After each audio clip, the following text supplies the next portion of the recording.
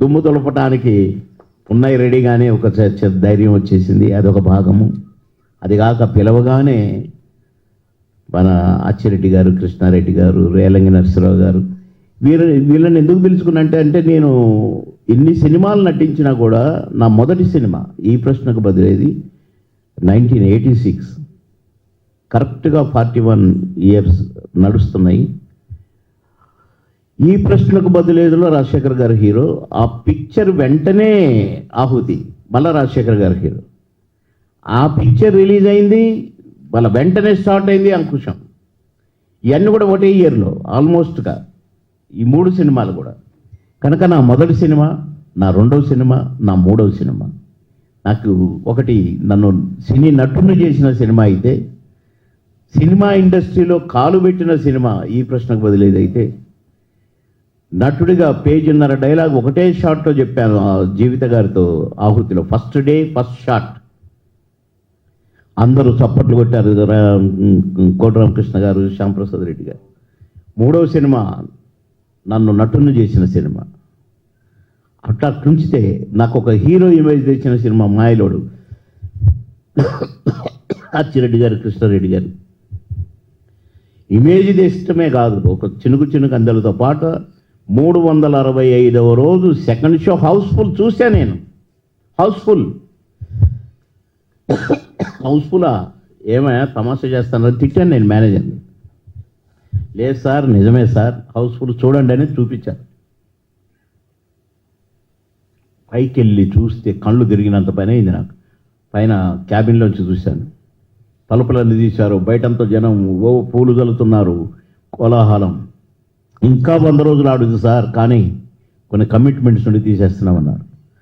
అలాంటి ఇమేజ్ నాకు తెచ్చిన కృష్ణారెడ్డి గారు, అచ్చిరెడ్డి గారు. అలా ఉంటే రేలంగి నరసింహరావు గారు పిలుచుకున్నాను, ఎందుకంటే ఫస్ట్ నన్ను హీరోని చేసిన డైరెక్టర్ రేలంగి నరసింహరావు గారు. అట్లా నేను ఆత్మీయులని నలుగురిని పిలుచుకున్నాను. ఆ నలుగురు కూడా పిలవగానే వచ్చి నన్ను ఆశీర్వదించారు. ఇటు మొత్తం బాధ్యత భుజాల మీద వేసుకొని నాగబాల సురేష్ కుమార్ గారు, మా అన్న ఈ కార్యక్రమాన్ని జరిపించారు. ఇవన్నీ కూడా కళా నిజమాలాగానే ఉన్నాయి. ఇంకా నాకు ఇన్ని మెట్లు ఎక్కినా కూడా ఇదొక భాగం. అయితే వాళ్ళు వచ్చిన వాళ్ళు కూడా నన్ను ఆశీర్వదించడమే కాకుండా, నేను ఆశీర్వదించారనే భావిస్తున్నాను. చాలా గొప్పగా మాట్లాడి చాలా బాగా జరిగింది ఫంక్షన్, హోమ్లీగా జరిగింది, ఒక ఫ్యామిలీ ఫంక్షన్ లాగా జరిగింది అని అందరి మీద అంటే నాకు ఇంకా సంతోషమైంది. అందరూ కష్టపడ్డారు పాపం. నా తమ్ముళ్ళు ఈ రాజ్కుమార్ ఈయన బ్యాంక్ మేనేజర్, కానీ ఒక వర్కర్ లాగా పనిచేశాడు. అట్నే రమేష్, వసంత్, అలాగే కొందరు సింగర్స్ అయితే రేణుక అని, శ్రీనివాస్ అని, ఇంకా 2-3 సింగర్స్ అయితే వాళ్ళు సాంగ్స్ ఇవి ట్రాక్స్ తయారు చేసి, పాటలు తయారు చేసి, నేను నటించిన సాంగ్స్ అన్ని తీసి ఏవీలు చేయటానికి ఏవీలు చేసి, డైలాగుల నుంచి కొన్ని నేను రమేష్ మీ అందరం కూర్చొని కొన్ని డైలాగులు తీసి అవి ఏవీలు తయారు చేసి, అసలు ఏవీలు అయితే ఎంత వర్కౌట్ అయినాయో భయ్యా. డైలాగులు మొత్తం నేను 14 పెట్టమని పంపిస్తే 28 పెట్టి పారేశారు. ఏంటంటే అన్ని బాగున్నాయని. అట్లా గమ్మత్తుగా కుదిరింది, గమ్మత్తుగా జరిగింది. చాలా సంతోషం. ప్రతి ఒక్కరికి నా ధన్యవాదాలు తెలియజేస్తున్నాను.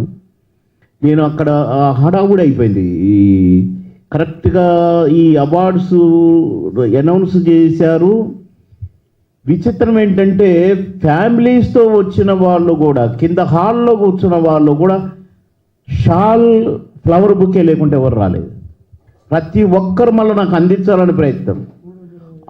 ఆ అందించడంలో గజిబిజి అయిపోయింది. నేను థ్యాంక్స్ చెప్పడానికి నాకు సరైన టైం నాకు అంటే కుదరలేదు అక్కడ. అది కాక నేను కొన్ని చెప్పాలనుకున్నాను, చెప్పలేదు. నేను సినీ నటుడుగా నేను ఉండి కూడా, అటు మంత్రిగా ఉండి కూడా ఎంతోమందిని ఆదుకున్నాను, ఎంతోమందికి సాయం చేశాను, ఎన్నో పెళ్ళిళ్ళు చేశాను, ఎంతోమందిని చదివించాను. ఇప్పటికి కూడా ఫారెన్లో చదువుకునే వాళ్ళు ఉన్నారు నా డబ్బులతో, నా కష్టాల జీతంతో. నేను 20% నా రెమ్యునరేషన్లో పక్కకు తీసి ఇలాంటి కార్యక్రమాలన్నీ చేసేది. కానీ మా పెద్దబాబు చనిపోయిన తర్వాత మా ఇంట్లో కూడా పెద్ద గొడవ స్టార్ట్ అయింది. నువ్వు ఎన్ని చేస్తావు, ఒక ట్రస్ట్ పెట్టొచ్చు కదా అని. కానీ నేను పొలిటికల్గా ఉన్నాను. ట్రస్ట్ పెట్టిన కాడ నుంచి గవర్నమెంట్ ఫండ్స్ కొట్టేయడానికి పెట్టారు, ఇవన్నీగా కూడా ఉంటాయి, బురద జల్లటం ఉంటుంది కనుక నేను పెట్టనన్నాను. కానీ ఈ మధ్య ఒక 1 year బ్యాక్ నాకు కొంచెం హెల్త్ కొద్దిగా ఇబ్బందిగా ఉండి నేను పాలిటిక్స్కి దూరంగా ఉందాం అనుకున్నాను. దానికి కూడా ఒక కారణం ఉంది. సరే, ఎలాగో పాలిటిక్స్కి దూరంగా ఉన్నాను కదా అని ట్రస్ట్ పెట్టేశాను మా బాబు పేరు మీద. పవన్ బాబు మోహన్ చారిటబుల్ ట్రస్ట్ అని పెట్టాను.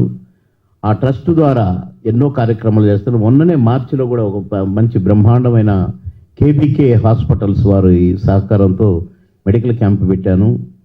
1000-2000 మందికి ఫ్రీ ట్రీట్మెంట్, ఫ్రీ మెడిసిన్స్ ఇవన్నీ ఇచ్చటం జరిగింది. ఇవే కాకుండా ఎంతోమంది చదువుకుంటున్నారు, ఎన్నో అన్నదానాలు, ఎంతోమందికి ఆర్థిక సాయాలు, ఇవన్నీగా కూడా చేస్తూ ఈ పబ్లిసిటీ కోసం నేను ఎప్పుడు మాట్లాడిన గనక ఒక ట్రస్ట్ ద్వారా ఒక ట్రస్ట్ పెట్టి ఈ ట్రస్ట్ ద్వారా కూడా 80G కానీ CSR కానీ 12A కానీ ఇవన్నీ కూడా సర్టిఫికెట్స్ నాకు సెంట్రల్ గవర్నమెంట్ నుంచి నాకు వచ్చినాయి, ఈ ట్రస్ట్కి వచ్చాయి. ఇవన్నీ ఉండగా ఈ ట్రస్ట్ను నడుపుతూ ఒక పక్క 10 మందికి సాయం చేస్తూ, ఒక పక్క రాజకీయంగా, ఒక పక్క ఇన్ని చేస్తూ కూడా అలవకుండా సొలవకుండా ఏదో షోకులకు పోకుండా సింపుల్ బాబు మోహన్గా ఉంటూ మీ అందరి తమ్ముడిగా, మీ అందరి బ్రదర్గా నేను ఈ కార్యక్రమాన్ని జరుపుకున్నందుకు నాకు చాలా సంతోషంగా ఉంది.